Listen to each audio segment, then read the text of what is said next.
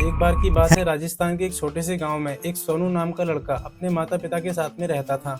जैसे ही सोनू की 12वीं पास होती है, उसके माता पिता ने सोचा अब उसे आगे की पढ़ाई के लिए शहर भेजा जाए और सोनू शहर आ जाता है। लेकिन शहर की चकाचौंध और दोस्तों की संगत की वजह से वो जल्दी ही फास्ट फूड कल्चर का शिकार हो जाता है और कुछ दिनों में उसकी बॉडी भी रिएक्ट करना शुरू कर देती है। जैसे कभी कॉन्स्टिपेशन, कभी बर्निंग सेंसेशन तो कभी डाइजेशन प्रॉब्लम।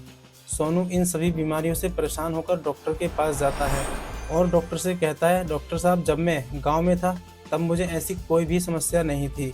जब से मैं शहर आया हूं तब से मेरा पाचन खराब हो गया है, ऐसा क्यों हुआ? डॉक्टर मुस्कुराया और बोला, देखो सोनू, तुम्हारा डाइजेस्टिव सिस्टम एक बड़ी मशीन है। तुम जो भी खाते हो वो तुम्हारे माउथ से लेकर फूड पाइप में जाता है, वहाँ से स्टमक में, और फिर स्मॉल इंटेस्टाइन, उसके बाद में लार्ज इंटेस्टाइन, आखिर में एनस से होकर बाहर निकल जाता है। लेकिन ये प्रोसेस इतना भी आसान नहीं है जो आपने बचपन में किताबों में पढ़ा था। एक नॉर्मल इंसान साल भर में लगभग 675 किलो खाना खा जाता है। इसका मतलब है हर रोज 1.5 से 2 किलो। अब बॉडी को डिसाइड करना होता है इसमें से कौन सा फूड फ्यूल बनेगा और कौन सा वेस्ट। और ध्यान रखना, एक बादाम अलग तरह से डाइजेस्ट होता है और एक मोमो अलग तरह से डाइजेस्ट होता है। रोटी आटे से बनी होती है, इसलिए 1 घंटे में डाइजेस्ट हो जाती है, लेकिन मैदे से बने हुए मोमो को डाइजेस्ट करने में 5 से 6 घंटे लग जाते हैं। खाना माउथ में डालते ही डाइजेशन शुरू हो जाता है। हमारे माउथ में 3 सैलिवरी ग्लैंड्स होती हैं। नंबर 1 पैरोटिड, जो हमारे जबड़े के पास होती है। नंबर 2 सबमैंडिबुलर, ये हमारे जबड़े के नीचे होती है। नंबर 3 सबलिंगुअल, ये जीभ के नीचे होती है। ये ग्लैंड्स सलाइवा बनाते हैं। सलाइवा सिर्फ खाने को सॉफ्ट ही नहीं करता, बल्कि इसमें एंटीबॉडीज भी होती हैं जो जर्म्स को मारती हैं। और सलाइवा में एमाइलेज एंजाइम होता है जो कार्बोहाइड्रेट्स को तोड़ना माउथ से ही शुरू कर देता है। जब आप खाना निगलते हो तो एक फ्लैप, जिसे एपिग्लोटिस कहते हैं, ये विंड पाइप को बंद कर देता है, जिससे खाना लंग्स में ना जाए और सीधा फूड पाइप में चला जाए। इस निगले हुए फूड को बोलस कहा जाता है। फूड पाइप एक स्पेशल मूवमेंट करता है जिसे पेरिस्टाल्सिस कहते हैं। ये वेव लाइक मूवमेंट होता है जो बोलस को स्टमक तक पुश करता है। आप चाहें उल्टे ही क्यों न लटके हों। अब बोलस स्टमक में पहुंच जाता है। स्टमक में HCl हाइड्रोक्लोरिक एसिड होता है। ये एसिड बोलस को ब्रेक डाउन करने में मदद करता है और हार्मफुल बैक्टीरियाज को मारता है। स्टमक रोज 1.5 से 2 लीटर एसिड बनाता है। अब सवाल यह उठता है, स्टमक में एसिड होता है तो स्टमक खुद क्यों नहीं जलता? आंसर है, स्टमक की दीवार म्यूकस से कोटेड होती है। सेकंड सवाल ये उठता है, जब हम शीर्षासन करते हैं तो एसिड बाहर क्यों नहीं निकलता?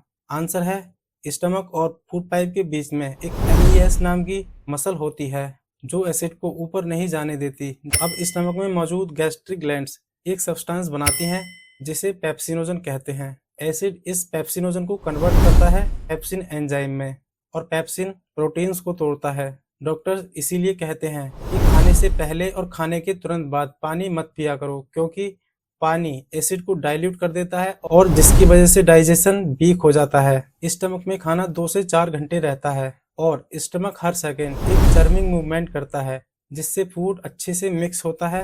अब पार्शियली डाइजेस्टेड फूड स्टमक से निकलकर स्मॉल इंटेस्टाइन में जाता है।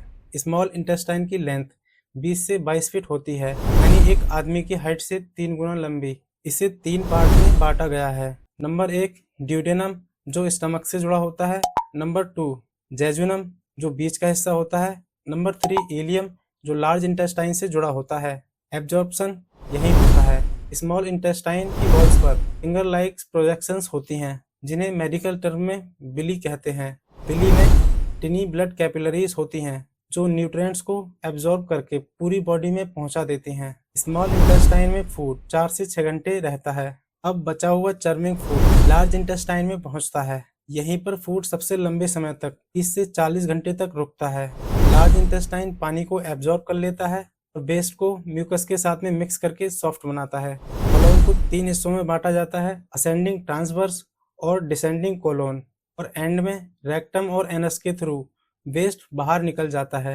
एनस में 2 स्फिंक्टर्स मसल्स होती हैं, इंटरनल, ऑटोमेटिक और एक्सटर्नल। आप खुद कंट्रोल कर सकते हो। डाइजेस्टिव ट्रैक्ट के बाहर भी 2 ऑर्गन्स बहुत मदद करते हैं। नंबर 1 है लीवर, जो बाइल बनाता है। बाइल फैट को ब्रेक डाउन करता है। नंबर 2 गॉल ब्लैडर, जो बाइल को स्टोर करता है। और फैटी मील को टाइम रिलीज करता है। नंबर 3, पैनक्रियाज डाइजेस्टिव एंजाइम्स बनाकर स्मॉल इंटेस्टाइन में भेजता है। डॉक्टर ने सोनू से कहा, तुम गांव में देसी खाना खाते थे जो जल्दी डाइजेस्ट हो जाता था, लेकिन शहर में जंक फूड और चाइनीज नूडल्स बिजनेस वालों के लिए पैसा है और आपके लिए ये जहर से कम नहीं है। डाइजेस्टिव हेल्थ सही रखनी है तो फास्ट फूड कम खाओ और तो देसी सीजनल खाना खाओ, खाना आधा पेट से कम खाओ और पानी सही तरीके से पियो। याद रखो, हम जो खाते हैं हमारी बॉडी वही बनाती है। आजकल यंग इंडियंस में अचानक हार्ट अटैक और लाइफस्टाइल डिजीजेस इसी खराब फूड हैबिट की वजह से बढ़ रही हैं। खाना दवा भी है और जहर भी, फैसला आपके हाथों में है। अगर वीडियो से कुछ नया सीखने को मिला हो तो वीडियो को लाइक और चैनल को सब्सक्राइब जरूर कर लेना।